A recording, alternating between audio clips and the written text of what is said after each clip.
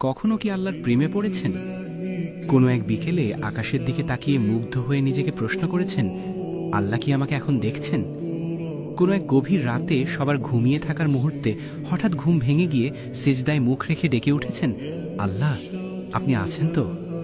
কখনো কি কান্না ভেজা কণ্ঠে বলেছেন, আল্লাহ দয়া করে আমাকে ছেড়ে দেবেন না, পৃথিবীর সবাই ছেড়ে দিলেও আপনি যেন না ছাড়েন। আমার কিছু চাই না, শুধু আপনিই থাকুন, আপনি থাকলেই চলে, আপনার দয়া যেন না হারাই। আপনি ছাড়া আমার আর কেউ নেই, আর কাউকে দরকারও নেই। যদি কখনো এসব মুহূর্ত আপনার জীবনে আসে আর সেসব কথায় একটুও ব্যাকুলতা থাকে, তবে আপনি পৃথিবীর সবচেয়ে ভাগ্যবান মানুষদের একজন। কারণ মোনাজাত মানেই শুধু চাইতে হবে এমন নয়, কখনো কখনো আল্লাহকে শুধু ভালোবেসে ডাকতে হয়। কোনো চাওয়া নেই, অভিযোগ নেই, শুধু প্রেম আছে। মন খুলে বলা, আল্লাহ আমি আপনাকে ভালোবাসি। এই ভালোবাসা যখন কারোর মধ্যে আসে, তখন দুনিয়ার কষ্টও মিষ্টি হয়ে যায়।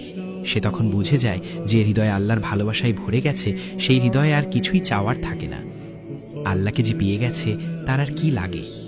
হে আল্লাহ, আপনি আমাদের সকলকে আপনার প্রিয় বান্দাবান্দি হওয়া তৌফিক দান করুন এবং আমাদের সকলকে